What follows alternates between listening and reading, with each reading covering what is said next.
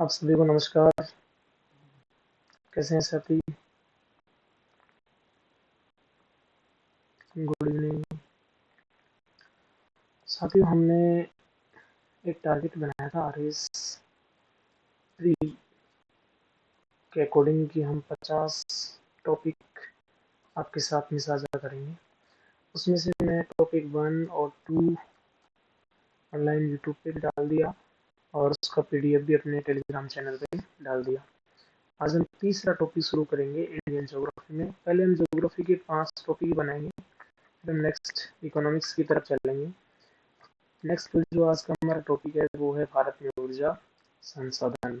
कौन सा टॉपिक है साथियों? भारत में ऊर्जा संसाधन। ऊर्जा संसाधन संसाधन तो आप जानते ही हैं, ऐसे संसाधन जिनसे ऊर्जा प्राप्त होती है।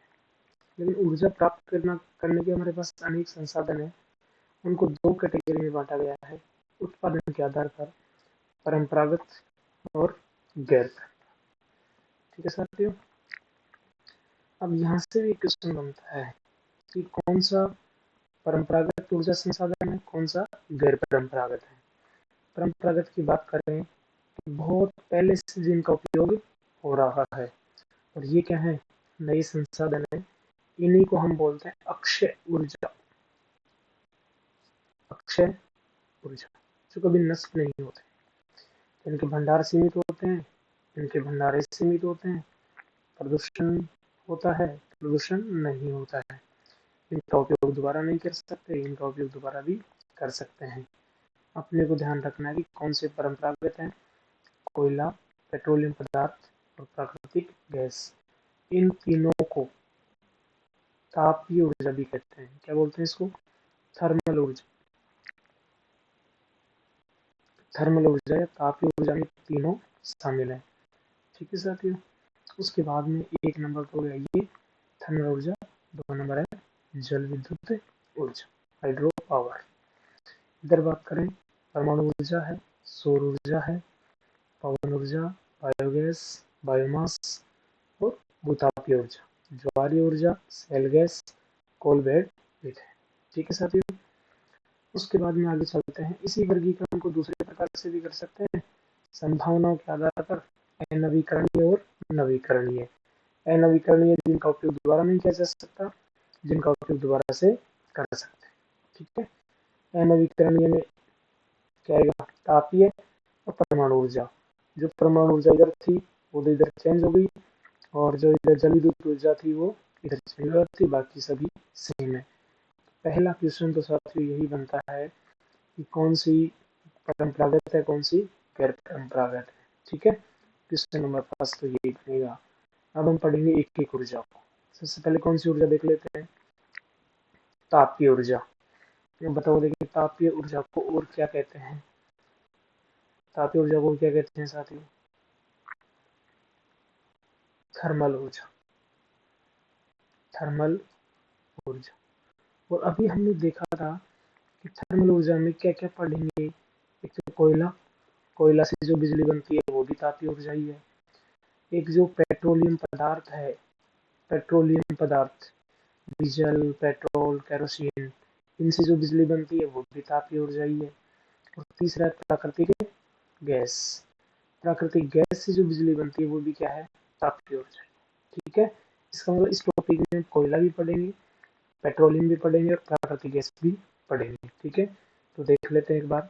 जो पहला फैक्ट है बहुत ही इंपॉर्टेंट है कि जितने भी हमने ऊर्जा के सोर्स पढ़े ऊपर, जितने भी परंपरागत और गैर परंपरागत, उनमें से भारत में कुल विद्युत उत्पादन में सर्वाधिक योगदान किसका है? तापीय ऊर्जा का, लगभग 60%। ठीक है। ये 3 प्रकार की सोर्स हैं जिनका योगदान ये है। सबसे ज्यादा कोयला से बिजली बनती है, उसके बाद में प्राकृतिक गैस, और उसके बाद में पेट्रोलियम आधारित।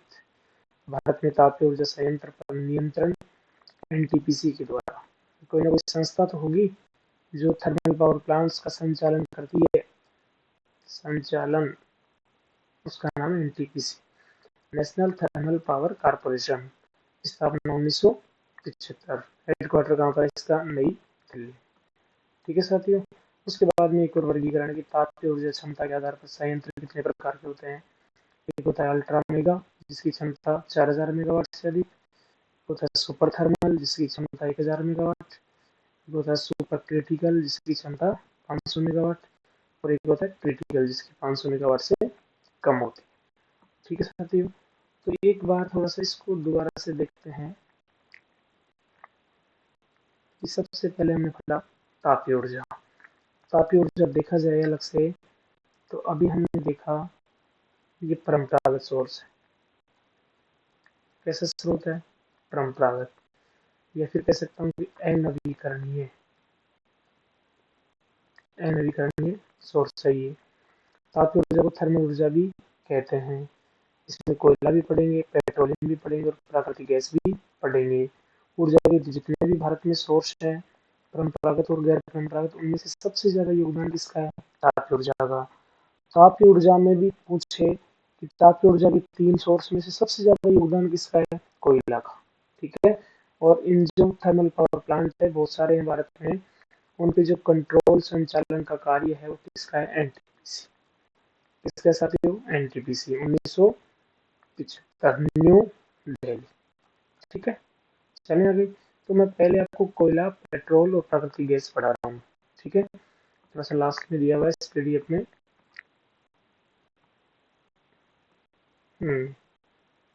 ये देखो, ऊर्जा खनिज होते हैं जिनसे ऊर्जा प्राप्त होती है। ये 2 प्रकार के होते हैं, जीवाश्म और आणविक। कोयला पढ़ेंगे, पेट्रोलियम पदार्थ, प्राकृतिक गैस। इन तीनों से जो बिजली बनती है उससे क्या बोलेंगे? तापीय ऊर्जा। सही बात है। और इधर आणविक, यूरेनियम, थोरियम, प्लूटोनियम, बेरिलियम और ग्रेफाइट। ठीक है साथियों, सबसे पहले देख लेते हैं कोयला। भारत में जितना भी कोयला मिलता है वो 2 रूपों में मिलता है। एक होता है गोंडवाना क्रम की चट्टानों में, एक होता है ट्रसरी क्रम की चट्टानों में। ये ध्यान रखना है। एक तो गोंडवाना क्रम की चट्टानों में और दूसरा कौन सा है? ट्रसरी क्रम की चट्टानों में। जैसे भारत का लगभग 100 में से 98% कोयला तो कैसी चट्टानों में मिलेगा? गोंडवाना क्रम की।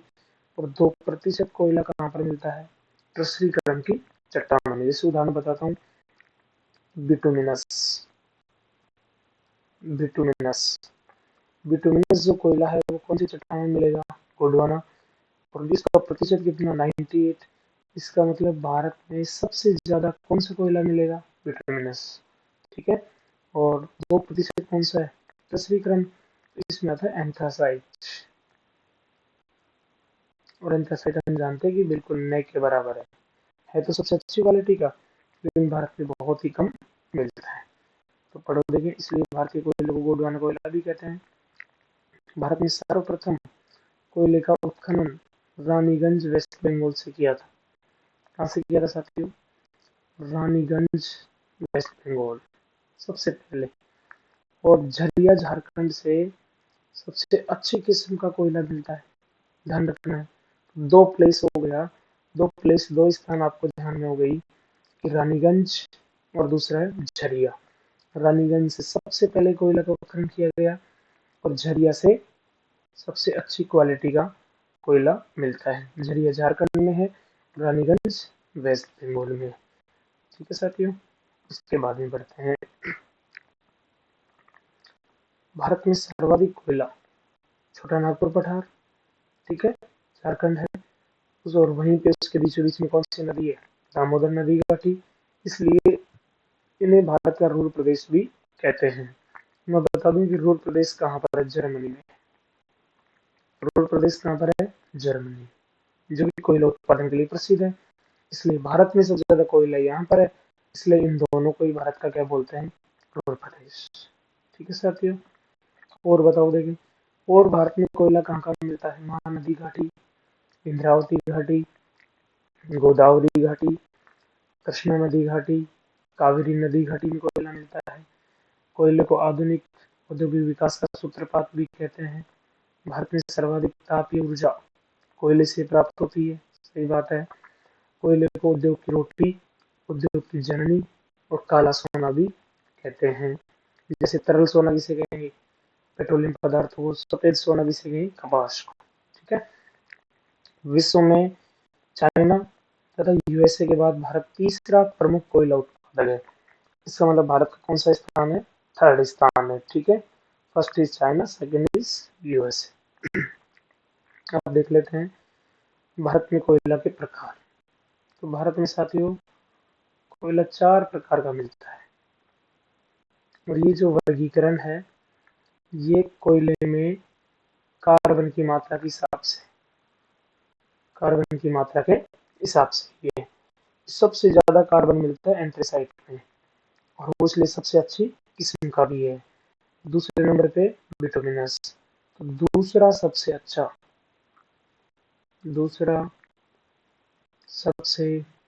अच्छा जो कोयला है वो कौन सा साथियों? बिटुमिनस। तीसरा है लिग्नाइट। चौथा है पीट। सबसे घटिया किस्म का या निम्न किस्म का जो कोयला है वो कौन सा है? पीट। ठीक है, उसके बाद में विस्तार कि एंथ्रेसाइट कोयला सबसे ज्यादा कहाँ पर मिलता है? जम्मू कश्मीर में। बिटुमिनस झारखंड में। लिग्नाइट तेलंगाना और राजस्थान। फर्स्ट पे कौन है? Telangana, second is Rajasthan. पीट कोयला कहाँ पे मिलता है? दलदली क्षेत्र में, दलदली क्षेत्र में, दलदली क्षेत्र में मिलता है। और इन चारों में देखें तो भारत में सबसे ज्यादा कोयला मिलता है साथियों बिटुमिनस, और न के बराबर कोयला मिलता है पीट। ठीक है, और एक और अंतर है इनमें कि इसका रंग काला होता है एंथ्रेसाइट का, इसका रंग कैसा होता है? भूरा। और बात करें क्योंकि इसमें कार्बन की मात्रा ज्यादा है इसलिए ताप भी इसमें ज्यादा मिलेगा, धुआं कम मिलेगी, राख भी कम मिलेगा, इसलिए इसको कोकिंग कोयला कहते हैं। और इनमें इनका उल्टा हो जाएगा। ठीक है साथियों, सॉरी। अब भंडार उत्पादन में देख लेते हैं एक बार कि भंडार में कोयला के भंडार सबसे ज्यादा झारखंड में है, क्योंकि यहीं पे क्या है? छोटा नागपुर पठार है, और यहीं पे क्या है? दामोदर नदी घाटी है। ठीक है, second Orissa, third is Chhattisgarh. अब यहाँ पे इसको उल्टा करना है, उत्पादन में छत्तीसगढ़, उड़ीसा, झारखंड। ठीक है, उत्पादन में अपोजिट है और भंडार में इसका उल्टा है। अब देखो देंगे कोयले का भारत में वितरण। कोयला भारत में कहाँ कहाँ पर मिलता है? तो वेस्ट बंगाल में रानीगंज। वेस्ट बंगाल में पहले बता दिया था रानीगंज। रानीगंज किसके लिए प्रसिद्ध है? सबसे पहले कोयला कहाँ पे निकाला गया? रानीगंज में। और सबसे अच्छी क्वालिटी का कहाँ पे? झरिया, झारखंड। ठीक है साथियों, बताओ देंगे वेस्ट बंगाल में कौन कौन से प्लेस हैं जो कोयला के लिए फेमस है। एक तो रानीगंज तो याद रखना ही रखना है, और भी बात करें तो वेस्ट बंगाल में 2 जगह और याद रखनी है। बर्धमान, आप अपने नोट्स में लिख सकते हैं, बर्धमान और बांकुड़ा।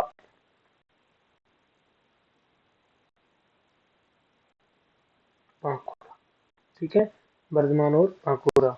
झारखंड में देखें तो झरिया, बोकारो, हजारीबाग, रामगढ़, कर्णपुर और गिरिडीह है। ठीक है साथियों, और एक जगह और लिख सकते हो आप झारखंड में, डाल्टनगंज। डाल्टनगंज, ठीक है। उसके बाद में छत्तीसगढ़ में रामकोला, रामकोला, तातापानी।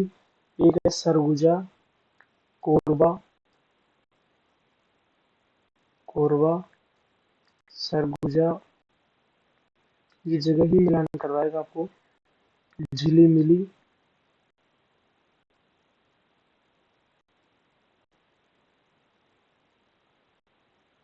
चिरीमिरी,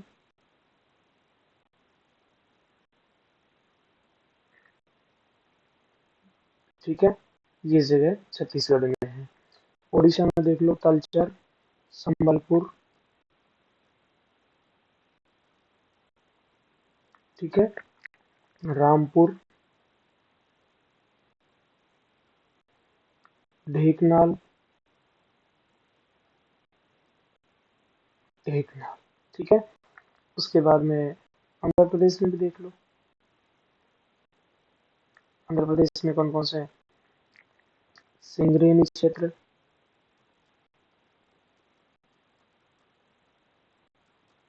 सिंगरेनी क्षेत्र आज के लिए आंध्र प्रदेश में नहीं है, कहाँ पे है? तेलंगाना में। ठीक है साथियों। उसके बाद में ये नवेली और मनारगुड़ी कहाँ पे? तमिलनाडु में। ठीक है, तो ये जगह जरूर ध्यान रखना है। उसके बाद में चलते हैं पेट्रोलियम पदार्थ। देखो पेट्रोलियम पदार्थ में पेट्रोल है, डीजल है, केरोसिन है। पेट्रोलियम पदार्थ दो क्षेत्रों में मिलते हैं, एक तो अपतटीय क्षेत्र और एक तटवर्ती क्षेत्र। मतलब तट से बाहर, से बाहर,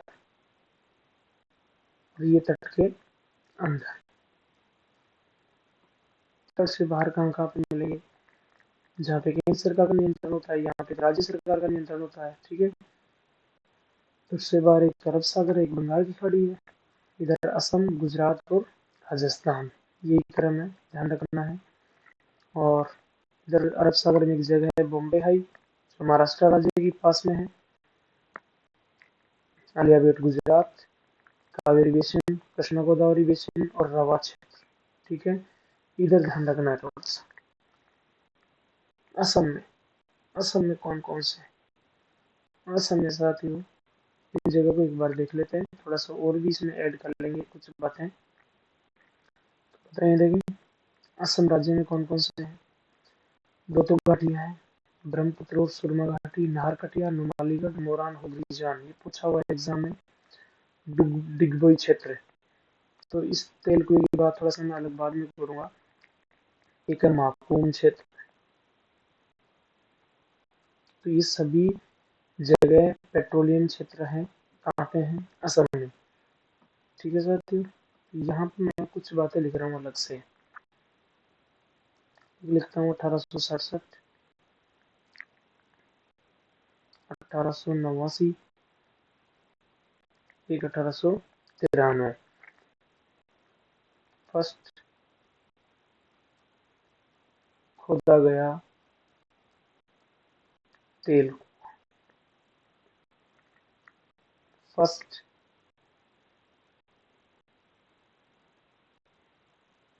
उत्पादन तेल हुआ। तीसरा फर्स्ट रिफाइनरी। इन तीनों का थोड़ा सा अलग आंसर है। खुदा हुआ तेल कुआ तो है माकूम, ये भी असम में है, तीनों ही असम में है। उत्पादन जहाँ से शुरू कर दिया था वो है डिगबोई। कहाँ से है? डिगबोई, ये भी कहाँ पर है? असम में। और पहली जो रिफाइनरी है वो भी कहाँ पर है? डिगबोई, और ये कहाँ पर है साथियों? असम। ठीक है, उसके बाद में गुजरात में अंकलेश्वर, मेहसाणा, कलोल, कौशाम्बी और खंबात। ठीक है, और बात कर सकते हैं लुनेज, एक जगह और है, कौन सी? लुनेज, ये भी कहाँ पर है? गुजरात में। राजस्थान में 4 बेसिन है, बाड़मेर, सांचौर, जैसलमेर, बीकानेर, नागौर और विंध्यन बेसिन। और ये तो था भंडार के अनुसार क्रम। अब देखेंगे उत्पादन के अनुसार क्रम। फर्स्ट नंबर पे तटीय क्षेत्र है, second is Rajasthan, third Gujarat, fourth is Assam. Bharat के राज्यों में कच्चा तेल उत्पादन में राजस्थान का पहला स्थान है। और भारत में किसी स्थान में सर्वाधिक तेल का उत्पादन वाला क्षेत्र कौन सा है? बॉम्बे हाई। क्वेश्चन यहाँ से बन सकता है कि बॉम्बे हाई कहाँ पर है? बॉम्बे हाई साथियों अरब सागर में है। ये महाराष्ट्र राज्य से 176 किलोमीटर की दूरी पर है। ठीक है, और यहाँ पे पूरे भारत का 40% तेल का प्रोडक्शन होता है, और यहाँ पे कंट्रोल किसका है? केंद्र सरकार। ठीक है, इस प्रकार से। और लास्ट में देख लेते हैं क्या? प्राकृतिक गैस। हम जानते हैं कि गैस हल्की होती है, इसलिए गैस तो मिलती है ऊपर और पेट्रोलियम पदार्थ मिलता है नीचे। ठीक है, सस्ती, अच्छा माइलेज, प्रदूषण कम करती है, इसलिए इसको वर्तमान शताब्दी का ईंधन भी कहते हैं। और भविष्य का ईंधन किसे कहेंगे? हाइड्रोजन। भविष्य का ईंधन किसे कहेंगे साथियों? हाइड्रोजन। ठीक है, औषधि चट्टानों में ये मिलता है। अब देखो इसके भंडार उत्पादन, एक तो तटीय क्षेत्र जो तट के अंदर है, और ये तट से बाहर है। ये जो पेट्रोल प्राकृतिक गैस है वो अपतटीय क्षेत्र में ज्यादा है, जैसे अरब सागर में और बंगाल की खाड़ी में। बंगाली खाड़ी में सबसे जो प्रसिद्ध जगह है वो है केजी बेसिन। और राज्यों में देखें तो असम, आंध्र प्रदेश, राजस्थान और गुजरात। और उत्पादन में तटीय क्षेत्र फर्स्ट पे है, फिर असम, त्रिपुरा, राजस्थान और गुजरात। इनकी लिस्ट को थोड़ा सा आप लोग याद करने का प्रयास करना। जिस प्रकार से पेट्रोलियम क्षेत्रों में हम बॉम्बे आई को पढ़ते हैं, उसी प्रकार से यहाँ पे क्या पढ़ेंगे, केजी बेसिन। क्या पढ़ेंगे साथियों, केजी बेसिन। केजी बेसिन में देखें, केजी बेसिन कहाँ पर है, कृष्णा गोदावरी बेसिन पूरा नाम है, काकीनाडा से यनम के मध्य है। भारत में सर्वाधिक प्राकृतिक गैस के भंडार केजी बेसिन में, और 2009 में यहाँ से उत्पादन भी शुरू कर दिया। ठीक है साथियों। और इसका विस्तार आंध्र प्रदेश राज्य के तट पर यनम से काकीनाडा के मध्य है। क्लियर है क्या साथियों। इस प्रकार से अभी तक हमने तापीय ऊर्जा को पढ़ा है। किसको पढ़ लिया, तापीय ऊर्जा। मैं तापीय ऊर्जा को एक बार थोड़ा सा रिवीजन करवा देता हूँ कि जिससे सॉरी, तापीय ऊर्जा को हम पढ़ेंगे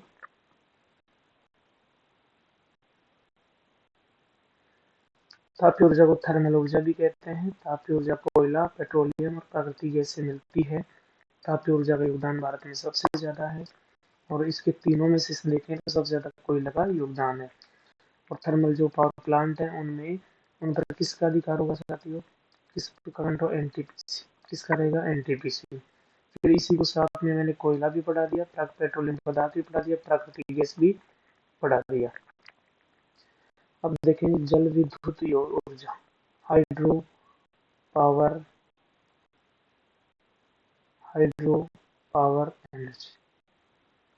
ठीक है, इसका मतलब बिजली किससे बनाएंगे, पानी से। और ऐसे जो प्लांट होंगे, हाइड्रो पावर प्लांट होंगे, उन पे कंट्रोल 1975 में एक कंपनी थी एनएचपीसी, उसके द्वारा किया जाता है। उसका मुख्यालय भी कहाँ पर है, नई दिल्ली, और इसका पूरा नाम है नेशनल हाइड्रो पावर कॉर्पोरेशन। ठीक है साथियों। अब देख लेते हैं कौन कौन से हैं, कितने एक हैं। कुछ मैनुअल क्वेश्चन देख लेते हैं कि पहला जल विद्युत पावर प्लांट 1902 में शिवसमुद्रम है, कावेरी नदी पर। ठीक है। सबसे बड़ी भूमिगत जल विद्युत परियोजना नाथपा झाकड़ी 1500 मेगावाट का है, हिमाचल प्रदेश में सतलज नदी पर। सबसे बड़ी पूर्ण हो चुकी जल विद्युत परियोजना कोयना परियोजना है, महाराष्ट्र में कोयना नदी पर है, 1960 मेगावाट। ठीक है। उसके बाद सबसे बड़ी निर्माणाधीन जल विद्युत परियोजना लोअर सुबनसिरी, अरुणाचल प्रदेश, 2000 मेगावाट।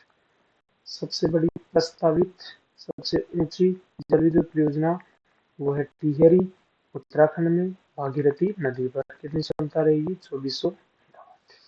तो दूसरी ऊर्जा हमने पढ़ा जल विद्युत परियोजना।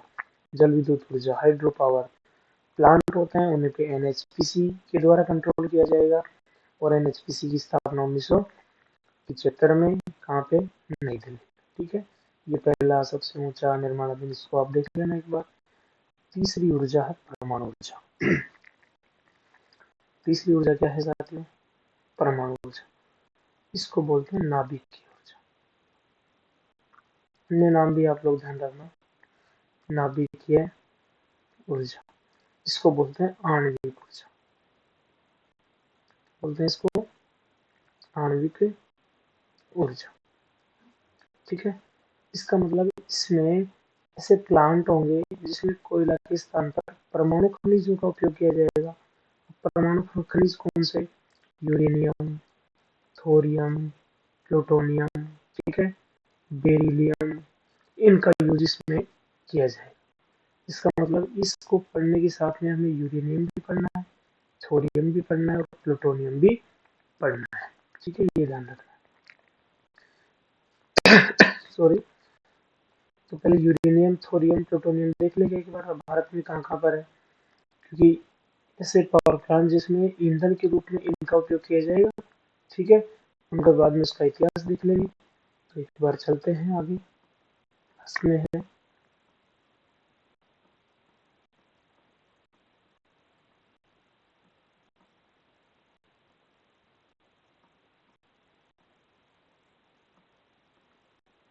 ये देखो, परमाणु खनिज, आणविक खनिज भी कहते हैं। सबसे पहले क्या है, यूरेनियम, काले रंग का विस्फोटक पदार्थ है। इसका अयस्क पिंच ब्लेड है। इसे आशा की धातु भी कहते हैं। परमाणु रिएक्टर में ईंधन के रूप में उपयोग किया जाता है और परमाणु बम में विस्फोटक पदार्थ के रूप में उपयोग किया जाता है। अब देखो, सबसे इम्पोर्टेंट जो बात ध्यान रखनी है कि यूरेनियम भारत में कहाँ कहाँ मिलता है। आप तो सिर्फ इसको रख लेना, झारखंड।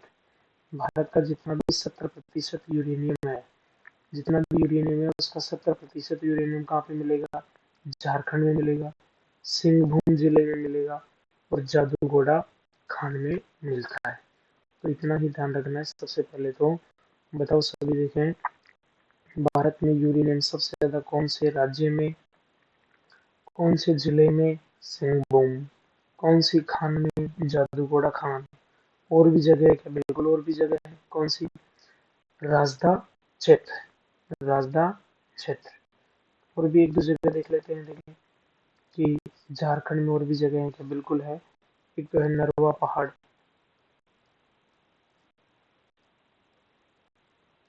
एक नरवा पहाड़ है। एक है तुरा मंडी, कौन सी जगह है, तुरा मंडी, ठीक है। आंध्र प्रदेश में नल्लोर, जहाँ पे संतरा घाटी है। कुडप्पा में है तुमल्लापल्ली,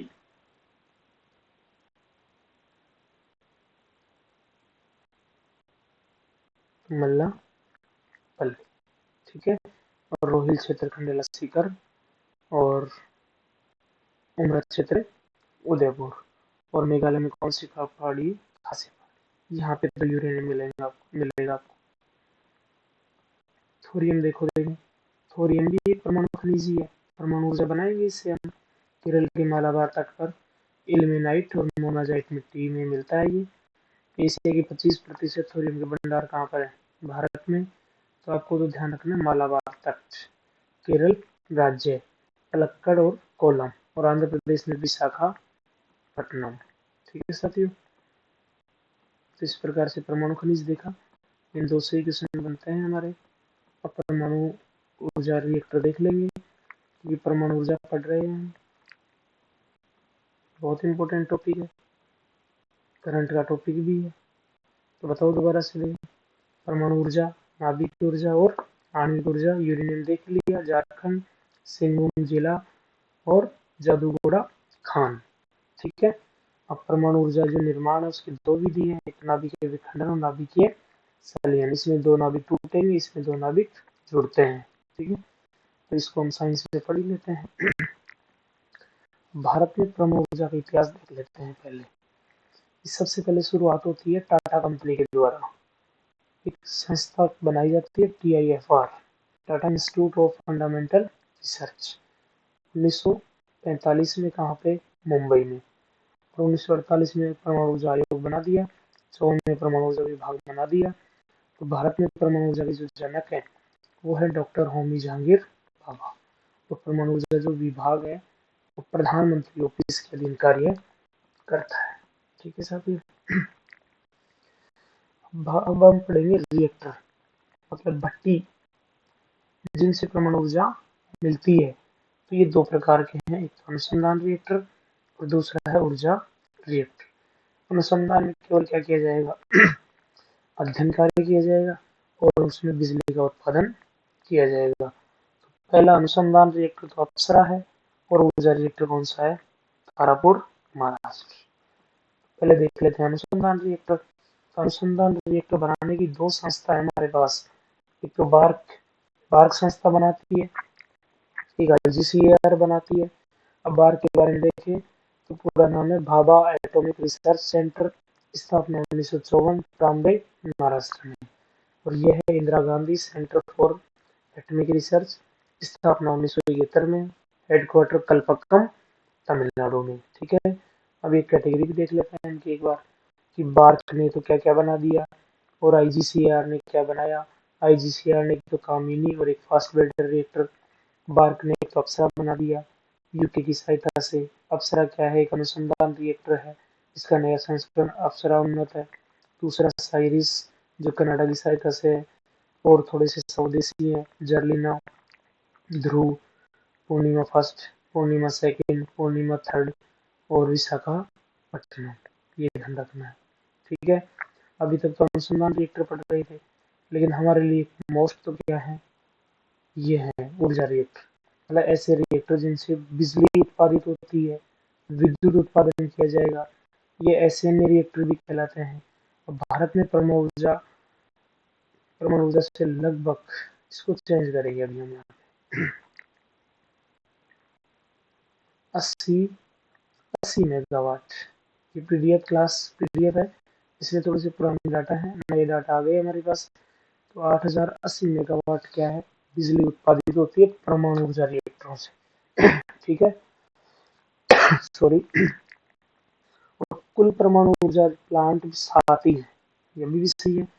और एक और चेंज करेंगे कि 7 प्लांटों में कितनी भट्टियां चल रही है, तो 22 से बढ़कर हो गई 24। कितनी हो गई 24। एक दो महीने बाद में ये हो जाएंगी 25। कैसे, इसको एक बार दिखा देता हूँ आपको। मैं करंट की स्लाइड लेके आया हूँ आपके साथ में, ये देखो,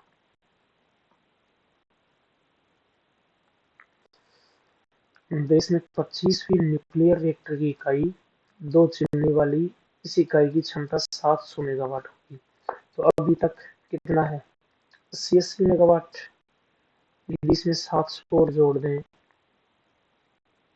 तो भारत में क्षमता कितनी हो जाएगी साथियों, 8780 मेगावाट।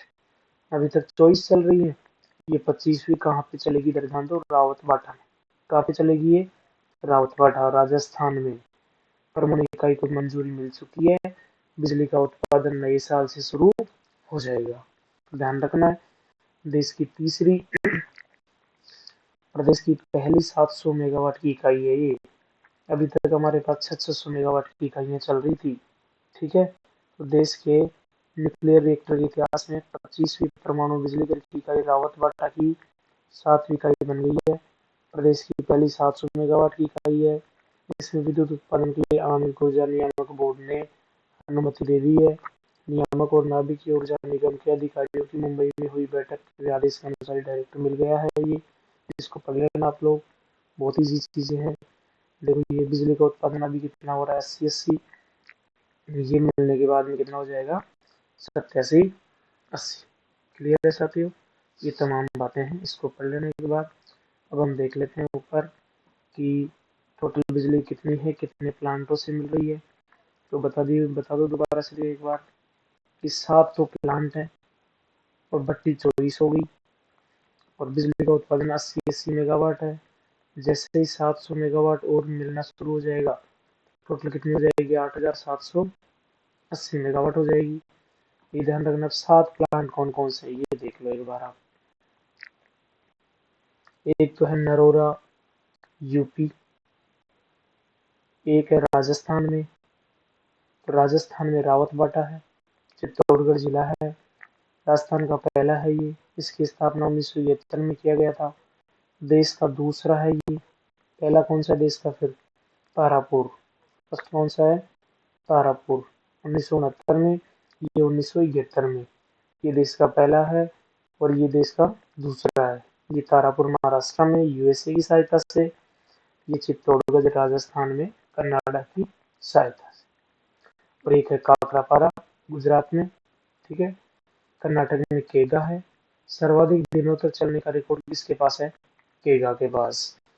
उसके बाद में कलपक्कम है, जिसे मद्रास एटॉमिक पावर प्लांट भी कहते हैं, और ये देसी साजो सामान से निर्मित है। एक मोस्ट ये ध्यान रखना है कि सर्वाधिक क्षमता किसकी है, कुडनकुलम की। कितनी है, 2000 मेगावाट। मतलब एक एक हजार की 2 यूनिट यहाँ पे स्थापित है, और ये किसकी सहायता से, रूस की सहायता से, 2013 में। कब बना था ये, 2013।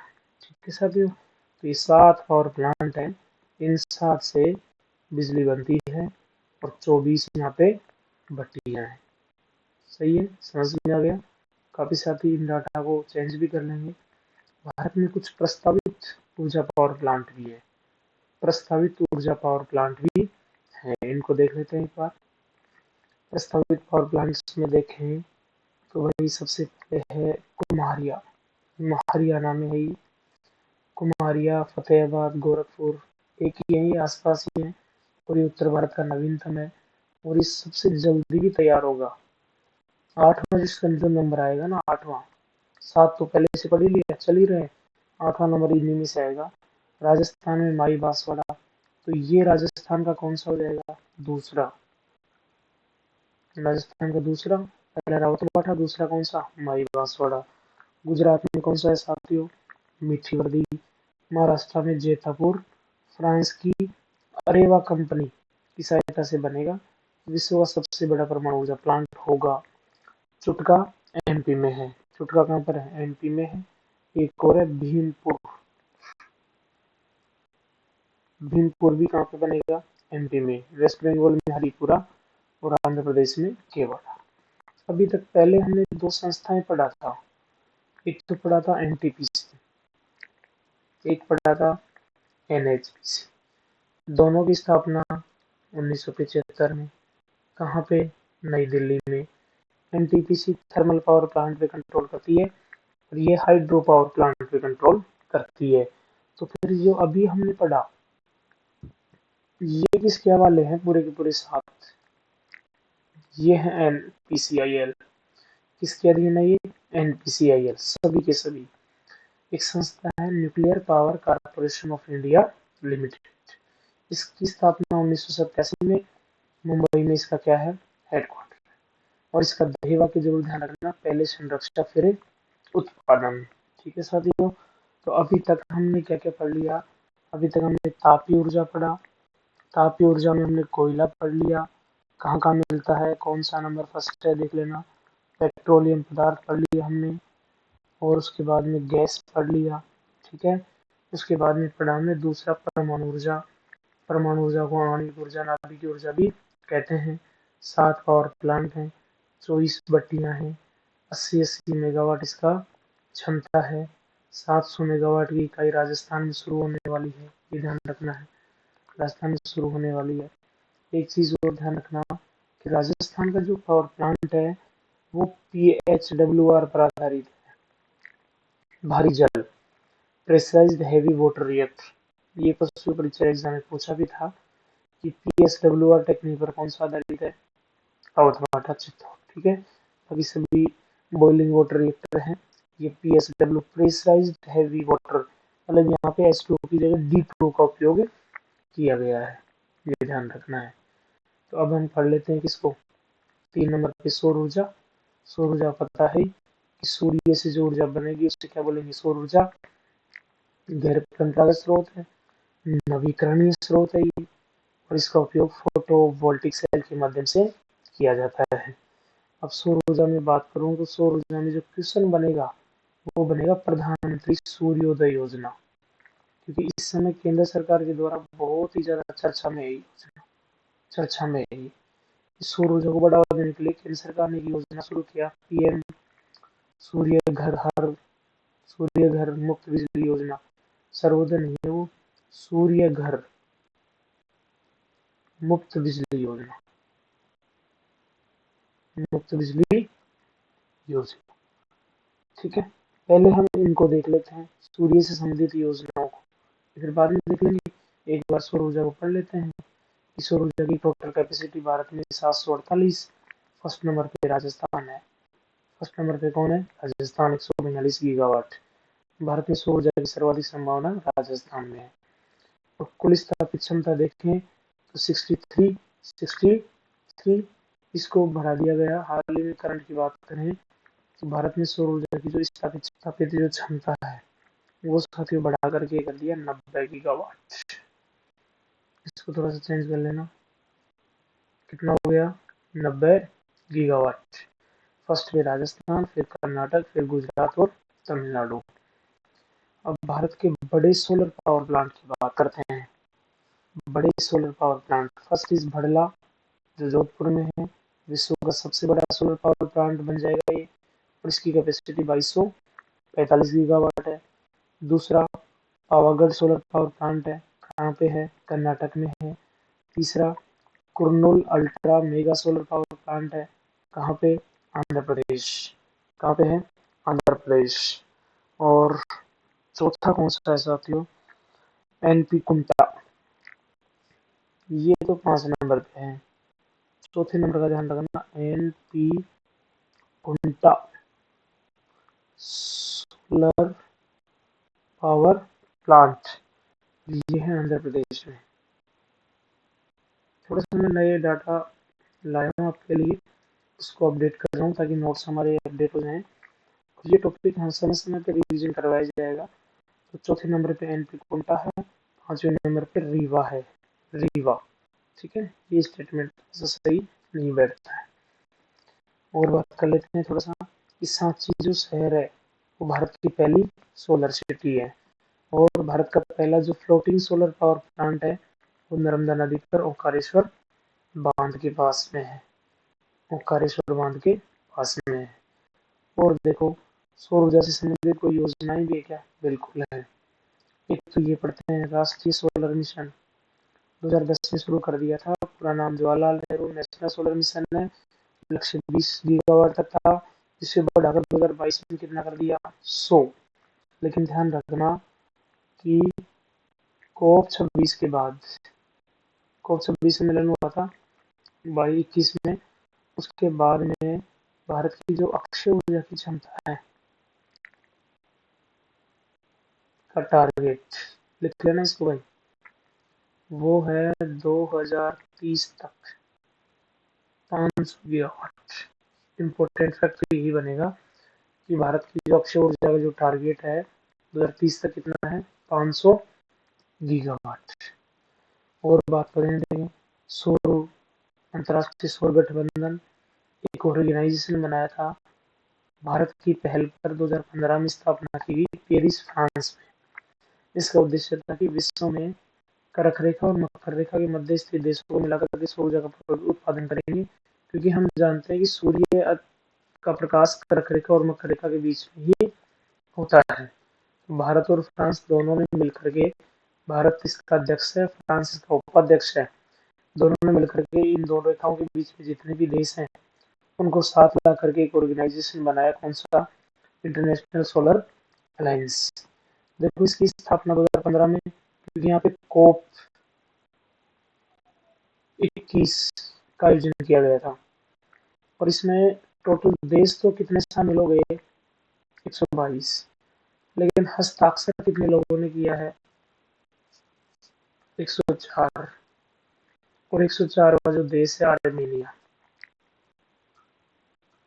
अभी नवंबर का करंट ये है।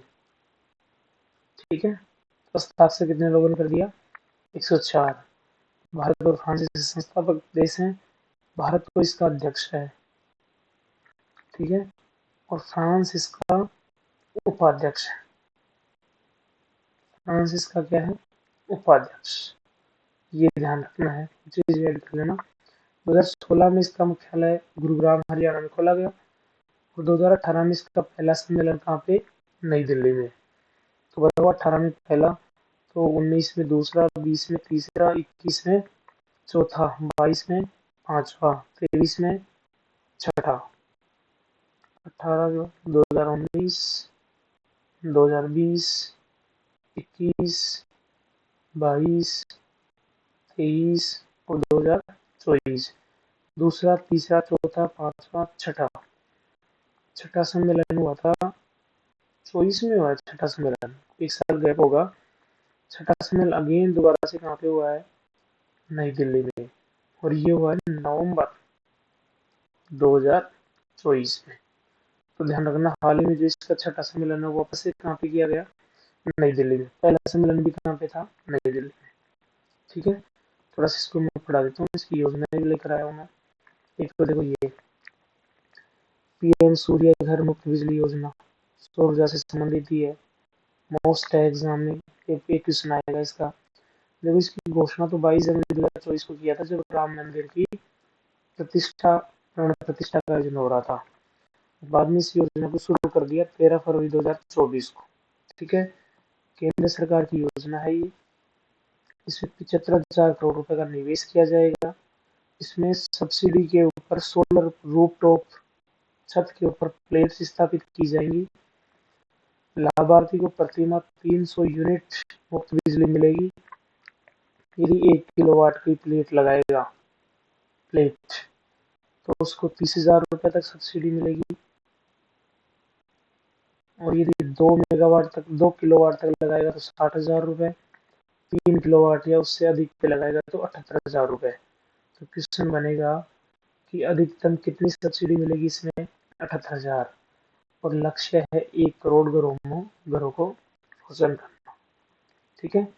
ऐसे ही सौर ऊर्जा की एक और योजना है। सौर ऊर्जा को बढ़ावा देने के लिए पीएम कुसुम योजना, प्रधानमंत्री किसान ऊर्जा सुरक्षा एवं उत्थान महाअभियान। यह योजना 2019 में शुरू किया गया था, मार्च में, ध्यान रखना। और इसका उद्देश्य किसानों के लिए ऊर्जा सुरक्षा सुनिश्चित करना, गैर जीवाश्म ईंधन स्रोतों से बिजली की स्थापना क्षमता को 40% बढ़ाने की प्रतिबद्धता है। ध्यान रखना इसमें 3 घटक हैं, घटक ए, घटक बी, घटक सी। बंजर भूमि में प्लेट लगाएंगे। दूसरे में है सौर कृषि पंपों की स्थापना की जाएगी। और तीसरा है कृषि पंपों का सौरीकरण किया जाएगा। इसमें राजस्थान सरकार 30% सब्सिडी देगी और 40% किसानों के द्वारा खुद को वहन करना होगा, ये ध्यान रखना है। और 30% लोन मिल जाएगा और 30% सब्सिडी सेंटर दे देगा। तो मतलब सब्सिडी कितनी हो गई, सब्सिडी होगी साथियों 60%। किसान कितने रुपए देगा, 10%। लोन कितना मिल जाएगा, 30%। इस प्रकार से योजना है। ठीक है। उसके बाद में इसको भी देख लेते हैं। अंतर्राष्ट्रीय सौर गठबंधन अभी पढ़ाई था हमने, भारत फ्रांस के द्वारा संकल्प 2015 में, COP21 के दौरान। ठीक है। अंतर सरकारी संगठन है, मुख्यालय गुरुग्राम हरियाणा में 2016 में, प्रथम स्थापना दिवस 2018 में, छठा सम्मेलन नई दिल्ली में, आर्मेनिया इसका 104वां सदस्य बन गया। बाकी इसमें 122 देश शामिल हो गए। ठीक है। हस्ताक्षरित लोगों ने कर दिया। और जो ये ISA है, इसके उद्देश्य की एक ही सूर्य, एक ही विश्व और एक ही ग्रिड। ठीक है, ये चीजें हैं। और लास्ट में हमारे पास बचता है पवन ऊर्जा। सौर ऊर्जा के बाद में क्या है साथियों, पवन ऊर्जा। तो पवन शक्ति के माध्यम से बिजली का उत्पादन किया जाएगा। कुल क्षमता 695, फर्स्ट गुजरात, सेकंड राजस्थान, तमिलनाडु, गुजरात, महाराष्ट्र, कर्नाटक और 5वें नंबर पे कौन है, राजस्थान। राजस्थान में पवन ऊर्जा के प्लांट है, राजस्थान में पड़ते हैं इनको। तो भारत में सबसे बड़ा wind energy plant Mandvi Gujarat में है। और विंड फार्म कहाँ पे है, मुनप्पन, तमिलनाडु। ये बायोगैस है। बायोगैस में इतना ध्यान रखना 60% क्या होता है, मीथेन। ये बायोमास के प्लांट हैं। और थोड़ा सा इसको ध्यान रखना, इसलिए प्री में यहाँ से सुनाए थे मोस्ट।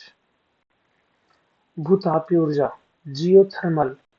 जियो मतलब भूमि जमीन, थर्मल मतलब गर्म। तो ये ज्वालामुखी क्रिया से जो गर्म पानी निकलता है उससे जो बिजली बनेगी उसे क्या बोलते हैं, भूतापीय ऊर्जा। भूतापीय के प्लांट बहुत सारे हैं। भारत का जो पहला प्लांट है वो लद्दाख में साथियों, पुग्गा घाटी। कहाँ पर है ये, लद्दाख में। उत्तराखंड में तपोवन, छत्तीसगढ़ में तातापानी। छत्तीसगढ़ में क्या है, तातापानी। दोबारा से बताओ, भूतापीय के प्लांट कौन कौन से हैं, लद्दाख में कौन सा है, पुग्गा घाटी। पुग्गा घाटी है। पुग्गा घाटी के साथ में एक और लिख लेते हैं, चलो यहाँ पे, ये थोड़ा सा महत्वपूर्ण है। ये है चुमाथांग। चुमाथांग। और उत्तराखंड में कौन सा है, तपोवन। छत्तीसगढ़ में तातापानी। महाराष्ट्र में बताओ, महाराष्ट्र में जलगांव। महाराष्ट्र में जलगांव है। हिमाचल प्रदेश में बताओ देंगे, मणिकर्ण। मणिकर्ण। और बताओ गुजरात में तुआ। गुजरात में क्या है, तुआ। इस प्रकार से हमारे पूरा जो ये टॉपिक पूरा कंप्लीट होता है। जैव संसाधन, ऊर्जा के संसाधन और ऊर्जा के संसाधन कंप्लीट कर लिया। एक लास्ट में एक चीज ये और ध्यान रखना है कि राष्ट्रीय ग्रीन हाइड्रोजन नीति मिशन, हाइड्रोजन अक्षय ऊर्जा का ही पार्ट है। केंद्रीय मंत्रिमंडल ने 4 जनवरी 2023 को इसको मंजूरी दे दिया। 23-24 से 29-30 तक 5 साल में 19,744 करोड़ रुपए खर्च किए जाएंगे हाइड्रोजन ऊर्जा को बढ़ावा देने के लिए, क्योंकि हाइड्रोजन भविष्य का ईंधन है। 125 गीगावाट की अक्षय ऊर्जा की क्षमता की वृद्धि करेंगे।